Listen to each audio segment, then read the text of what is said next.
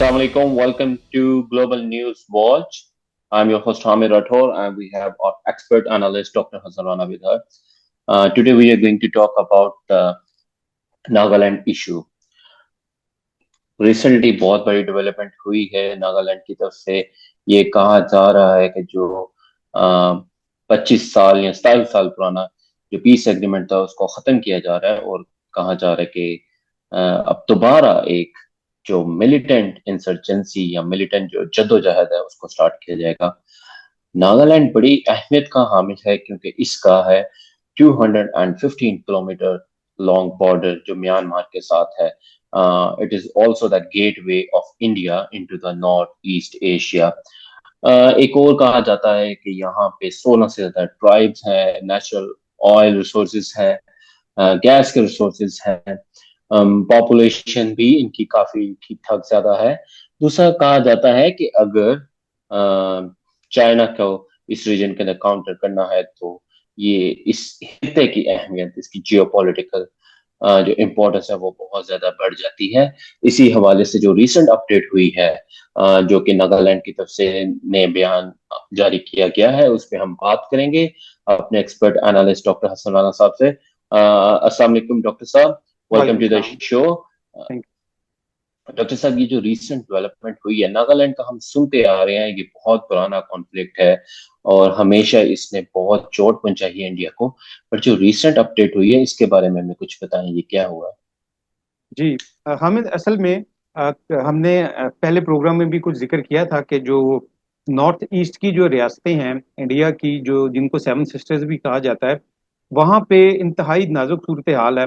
और उनमें से अक्सर रियासतें जो हैं, तकरीबन सात की जो सात रियासतें हैं, वो अलहदा से मुल्क का मुतालबा कर रही हैं और इंडिया से अलहदगी का मुतालबा कर रही हैं।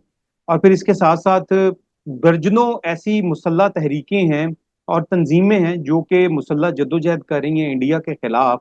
और वो ये मुतालबा कर रही हैं कि उनको इंडिया से अलहदगी चाहिए और उनको एक अलहदा मुल्क जो है वो चाहिए। अब उन्हीं में से एक जो बड़ी जो तहरीकें या तंजीमें हैं, उनमें से एक बड़ी तहरीक और तंजीम जो है वो NSCN है, यानी national socialist council of Nagaland. अब ये जो NSCN है, ये सबसे कहा जाता है कि उस इलाके में सबसे ज्यादा रिसोर्सेज रखती है, सबसे ज्यादा इसके पास मुसल्लह जंगजू हैं और इसके पास सबसे ज्यादा वसाइल हैं। और ये चंद जो पुरानी तरीन जो मुसल्लह जद्दोजहद की तहरीकें हैं नागालैंड में से, उनमें से ये एक है और एक बड़े ग्रुप, एक बहुत बड़ा ग्रुप है।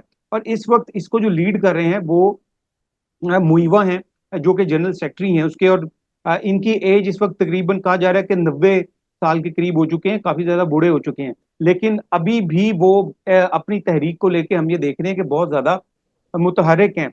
1997 के अंदर सबसे पहले इनके साथ इंडियन गवर्नमेंट ने मुआहदा किया और इन्होंने हथियार डाले और इंडियन गवर्नमेंट के साथ मुआहदा किया और इनकी कुछ डिमांड्स थी। अब इनकी वो डिमांड जो है वो पूरी नहीं की गई। और फिर फर्दर हमने ये देखा कि 2015 में मोदी हुकूमत के साथ भी इन्होंने मुआहदा किया। लेकिन अब रिसेंटली जो एक बड़ी अहम अपडेट आई है वो ये है, इन्होंने एक प्रेस रिलीज जो है वो जारी की है, जिसमें ये 2-3 पेजेस के है। ये हम बल्कि जो व्यूअर्स हैं उनको हम दिखा भी देते हैं स्क्रीन पे। तो इस प्रेस रिलीज में उन्होंने ये कहा कि वो जो सीज फायर का मुआहदा है उसको खत्म कर रही हैं और इंडिया के साथ दोबारा से जो मुसल्ला जद्दोजहद है अपनी, उसका आगाज करें, क्योंकि उनकी डिमांड्स आज तक पूरी नहीं की गई, उनके हकूक उनको नहीं दिए गए। और इसके साथ साथ ये भी कहा जा रहा है, इसमें बहुत अहम जो पॉइंट है ना, वो ये एक पॉइंट है जिसको बहुत कम लोगों ने डिस्कस किया। वो ये है कि उन्होंने इस प्रेस रिलीज के अंदर ये भी कहा कि अब हम थर्ड पार्टी इंटरवेंशन का मुतालबा कर रहे हैं, यानी अब कोई तीसरा फरीक हम्म। इसमें शामिल हो और तीसरा फरीक हमारी बातचीत इंडिया के साथ करवाए। और अलेजिडली ये भी कहा जा रहा है कि जो लेटर जो है वो इंडियन गवर्नमेंट तक पहुंचाया गया है।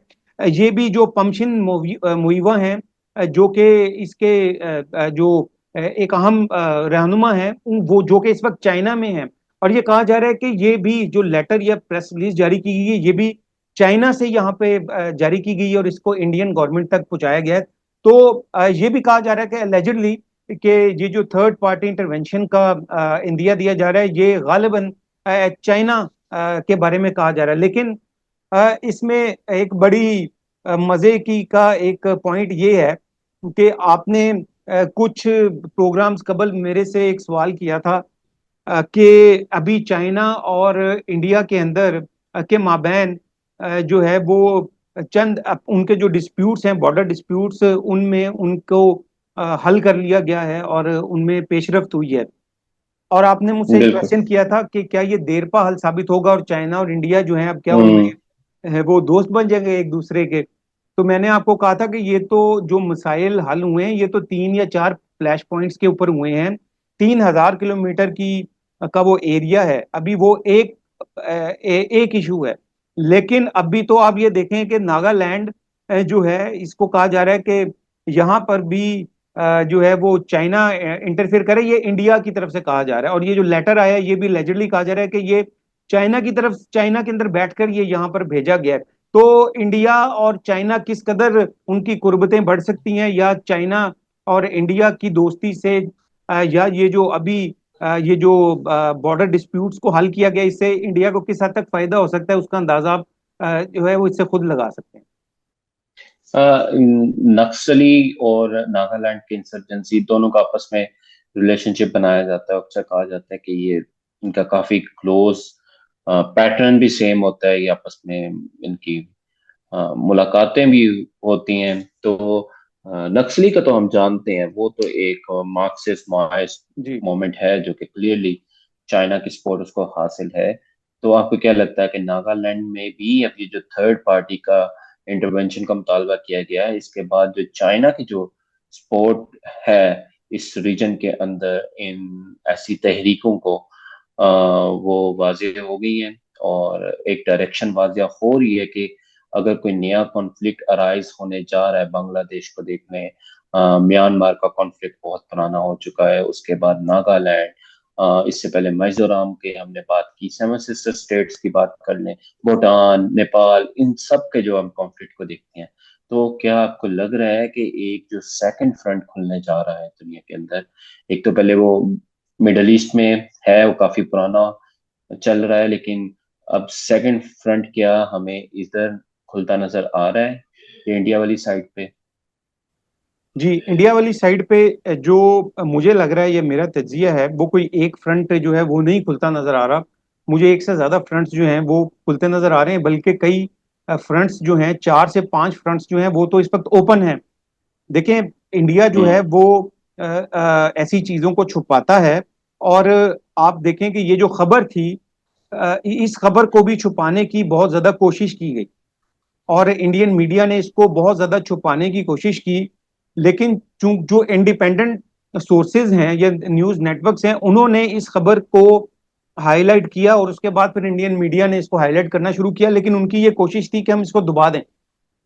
इंडिया ये हम्म। हमेशा से चाहता है कि उसकी जो फॉल्ट लाइंस हैं वो उनको छुपा के रखे, किसी को पता ना चले, और उसके अंदर के क्या हालात हैं वो बिल्कुल भी लोगों को पता ना चले, दुनिया के सामने ये चीजें ना आए कि वो किस कदर टूट फूट का शिकार है, उधर अकलियतों के साथ कितना जुल्म हो रहा है। वहां पर मुसलमान आज भी द ग्लोबल न्यूज वॉच की भी खबर है कि आज भी जो है वो कल का एक फैसला आया है कोर्ट का कि उधर एक 50 साल पुरानी मस्जिद को जो है वो शहीद करने का फैसला किया गया। अब वक्फ वो अमेंडमेंट बिल हो, मुसलमानों की मसाजिद और दरगाहें हों, सिखों के साथ इंडियन पंजाब में होने वाला जुल्म हो, कश्मीर के अंदर होने वाला जुल्म हो, और कश्मीर के अंदर अभी जो वहां के हुरियत पसंद हैं उनकी जो जद्दोजहद है उसमें किस कदर तेजी आई है, ये भी अब आपके सामने है। तो इंडिया के कई फ्रंट्स खुल हम्म। चुके हुए हैं। मणिपुर है, राइट। नागालैंड है, मिजोरम है। देखे ना कि अभी पिछले प्रोग्राम में हमने जिक्र किया कि वहां के अभी जो मिजोरम के जो वजीर आला हैं वो उन्होंने खुद ये इंदिया दिया कि हम तो खुद अलहदा से एक मुल्क चाहते हैं और हम अलहदा होना चाहते हैं इंडिया से। और इस बात को भी इंडिया ने कई हफ्ते तक छुपा के रखा और इस न्यूज को दबा के रखा। और जब इंडिपेंडेंट सोर्सेज ने इस पे बात करनी शुरू की तो उसके बाद इंडिया की और उसके मीडिया की ये मजबूरी बन गई कि अब वो इसके ऊपर बात करें, वरना वो तो ये चाहते थे कि ये मामला दब जाए। इसी तरीके से कई फ्रंट्स खुल चुके हैं। इंडिया हम्म। नहायत खोखला हो गया है अभी। जो वो अपनी एक ब्रांडिंग दिखा रहा है बाहर से एक खूबसूरत हॉल की शक्ल के अंदर, ऐसा बिल्कुल भी नहीं है। सिखों की जो मूवमेंट है वो बहुत तेज हो चुकी है, कश्मीर के अंदर मूवमेंट बहुत तेज हो चुकी है। सेवन सिस्टर्स जो हैं इस इनके अंदर आजादी की तहरीकें बहुत ज्यादा जो है वो तेज हो चुकी हैं। तो मैं ये समझता हूं कि इंडिया के सामने बहुत बड़े चैलेंजेस हैं, और वो सिर्फ चाइना के साथ जाहिरी दोस्ती करके ये दिखाना चाह रहा है कि जी मेरा अब दुश्मनों में कमी वाकई हो गई है, कॉन्फ्लिक्ट्स मेरे कम हो जाएंगे, और बस सिर्फ मेरा जो दुश्मन है वो सिर्फ पाकिस्तान है, और मैं पाकिस्तान को जो है वो किसी भी जगह से छोड़ूंगा नहीं। वो हमेशा उसका यही इरादा होता है। तो पहले तो वो अंदर की खबर ले, अपने अंदर की रियासतों की खबर ले, अकलियतों की खबर ले, दलित्स की खबर ले, और वहां पर जो मुसलमानों के साथ आए रोज परसिक्यूशन हो रही है उसकी खबर ले। तो मैं समझता हूं कि अब वो अगर वो अपनी इन फॉल्ट लाइंस की खबर नहीं लेगा, और वो पाकिस्तान के अंदर दहशतगर्दी फैलाएगा, पाकिस्तान के अंदर जो है वो दहशतगर्दी को फरोग देगा प्रॉक्सीज के जरिए से अपनी, तो उसके अपने मुल्क के अंदर भी कभी भी अमन नहीं आएगा, चैन नहीं आएगा, और उसके टुकड़े दर टुकड़े होते चले जाएंगे। और मैं ये समझता हूं कि वो वक्त दूर नहीं है कि जब 20 से ज्यादा टुकड़े हो जाएंगे और 20 से ज्यादा मुल्क बनेंगे इंडिया के से। इससे नागालैंड कॉन्फ्लिक्ट की तरफ हम आते हैं, और अगर इसकी बात की जाए, आपका क्या ख्याल है? क्योंकि नागालैंड का अगर टेरेन देखा जाए तो रेड माउंटेन्स है, बहुत एलिवेशन जो है अराउंड 3000 किलोमीटर्स की है, और स्टीव स्लोप्स हैं। इसके बाद डेंस फॉरेस्ट है, मॉनसून क्लाइमेट की वजह से बारिशें होती रहती हैं, विजिबिलिटी बहुत लो है, बॉर्डर लगता है म्यांमार के साथ इतना लंबा, अराउंड 250 किलोमीटर का बॉर्डर है। उसके अलावा फिर अगर चाइना जैसे मुल्क जो कि इकोनॉमिकली बहुत स्ट्रांग है, मिलिट्री वाइज भी काफी स्ट्रांग है, अगर ऐसे मुल्क की भी सपोर्ट आ जाती है, और आबादी भी एक एक जो मेजर पोर्शन कह लें, ऑलमोस्ट एवरीवन इज अगेंस्ट जो नागालैंड के पीपल हैं, वो उनके ग्रीवेंसेस जो हैं वो बड़े जेन्युइन हैं, और बड़ी स्ट्रांग आइडियोलॉजिकल मूवमेंट है ये। तो अगर ये इस तरह ये इंसर्जेंसी दोबारा स्टार्ट हो जाती है, तो आपको लगता है जिस हम पहले ऑपरेशन करके इसको दबा दिया गया था, क्या इंडिया के पास अभी ये सख्त है, कि इंडिया के पास ये कैपेसिटी है कि वो नागालैंड की जो इंसर्जेंसी है इसको दबा सकेगी? देखें, इस वक्त भी आप ये देखें कि उनकी ये कोशिश है कि वो अपनी काबिज जो अफवाज हैं उनके जरिए से इसको दबा दे। लेकिन आपने वीडियोस वो देखी होंगी जहां पर नागा जो आर्मी है, नागालैंड की जो आर्मी है, उनकी जो अपनी आर्मी है, उन्होंने किस तरीके से इंडियन फौजियों को जमीन के ऊपर लटाया हुआ है, और उनको बाज वीडियोस ऐसी भी हैं जिसके अंदर उनको लटा के मार भी रहे हैं, और उनको कह रहे हैं कि तुम्हारी हिम्मत कैसी हुई है कि तुम हमारे इलाके में दाखिल हो गए हो। तो इंडिया के हम्म। लिए इतना आसान नहीं है। और ये जो हैं वो वेल इक्विप्ड इनके जो जंगजू हैं वो हैं, और इनका अपना झंडा है। और मैंने आपसे पहले भी प्रोग्राम में जिक्र किया था, ये इंडिपेंडेंस डे जो है 14 अगस्त को मनाते हैं। और इनका और इनकी जो आपने आपने भी कहा कि ये बहुत ज्यादा जो है ना इनके पास ये मुत्तहद हैं बहुत ज्यादा, और नजरियाती तौर के ऊपर बहुत ज्यादा मजबूत हैं। तो ऐसा नहीं है कि ये अगर ऐसा समझा जाए कि जो इंडिया है वो अपनी अफवाज भेजकर एकदम से यहाँ पर कब्जा कर लेगा। अगर वो ऐसी अगर वो बहुत बड़ी कुवत इस्तेमाल करेगा अगर, तो उसका भी उसको नुकसान होगा, क्योंकि उसकी वजह यह है कि थर्ड पार्टी इंटरवेंशन जो है जिसको कहा जा रहा है वो फिर बहुत आसान हो जाएगी, और उसमें यूएन और आलमी ताकतें पड़ जाएंगी। और फिर तो ये जो सेवन सिस्टर्स के 7 मुल्क जो बनने हैं एट द एंड, वो अगर अगले 5 7 या 7 साल में बनने हैं, वो तो फिर अगले 1 साल के अंदर बन जाएंगे ना। तो लास्टली। यूएन की पीस कीपिंग फोर्सेज आ जाएंगी, आलमी इदारे आ जाएंगे। हम्म। जाहिर सी बात है कि तो फिर अगर ये ताकत का ज्यादा इस्तेमाल करेंगे, इसराइल जिसको ये अपना बड़ा भाई कहते हैं उसकी मदद से अगर यहाँ पे करने की कोशिश करेंगे, तो जाहिर सी बात है कि ये फिर कई टुकड़ों में तकसीम हो जाएगा इंडिया। आजम भाई, लास्ट में मैं चाहूंगा कि जो एक बहुत सैड और हॉरिफिक इंसिडेंस पेश आया है पाकिस्तान के अंदर, कोयटा के अंदर रेलवे जो बम ब्लास्ट हुआ है, और ऑलमोस्ट कहा जा रहा है कि 25 के करीब लोगों की शहादतें हो चुकी हैं। और इससे पहले हम देख चुके हैं कि कुलभूषण यादव हमारे पास है, जो कि इंडिया का एक कमांडर है, नेवल कमांडर है, और उसने उसका बकायदा कन्फेशन है कि वो यहाँ पे भेजा गया था कि यहाँ पे बम ब्लास्ट कर सके, यहाँ पे इंसर्जेंसीज को प्रमोट कर सके। और इसके अलावा रिसेंटली जो कनाडा वाला चैप्टर स्टार्ट हुआ है, जो अमित शाह को कहा गया है, और अभी जो नागालैंड में थर्ड पार्टी इंटरवेंशन की बात की गई है, तो मैं चाहूंगा कि एक तो आप कोयटा बम ब्लास्ट के ऊपर कमेंट करें।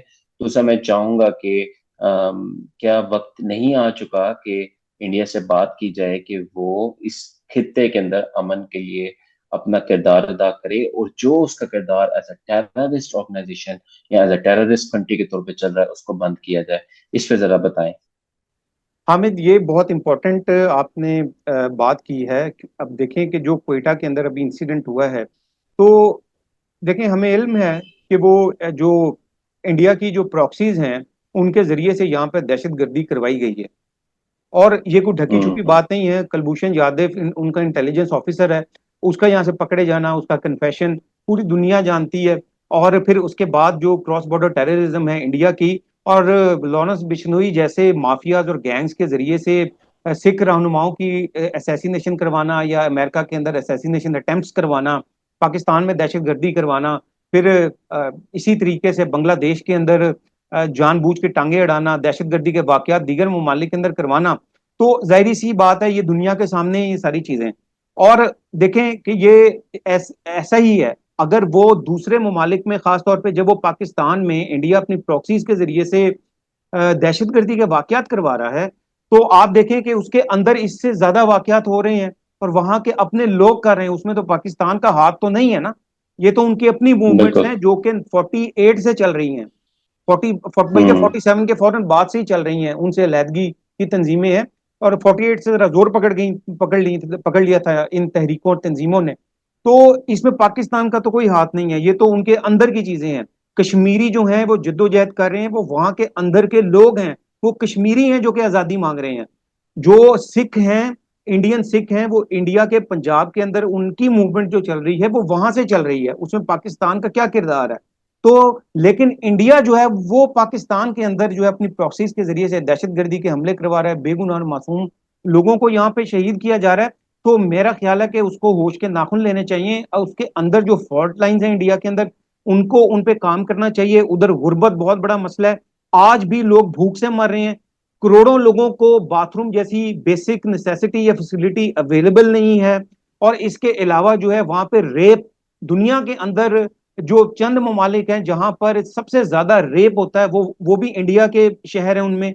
वहां पर टूरिस्ट जो हैं, वो जो बाहर से आती हैं, खासतौर पर जो खवातीन हैं, उनके किस कदर रेप किए जाते हैं। इसके अलावा सैकड़ों मसाइल हैं, वो उसको इन मसाइल की तरफ तवज्जो देनी चाहिए। पाकिस्तान ने हमेशा दोस्ती का हाथ बढ़ाया है, पाकिस्तान ने हमेशा अमन की बात की है। हम्म। लेकिन अगर वो अमन की हमारी बात को या दोस्ती के हाथ बढ़ाने को हमारी कमजोरी समझता है, तो वो फिर पिछली हिस्ट्री उठा के देख ले के, और अपने जो उनके खासतौर पे आजकल जो जेडी बख्शी जैसे जो बेचारे हारे हुए फौजी हैं, उनके उनसे पाकिस्तान को ने उनको किस कदर मारा और पीटा और घसीटा है, उसकी कहानियां वो खुद आए रोज डिजिटल मीडिया प्लेटफॉर्म्स पे सुनाते रहते हैं। जी बहुत शुक्रिया डॉक्टर साहब।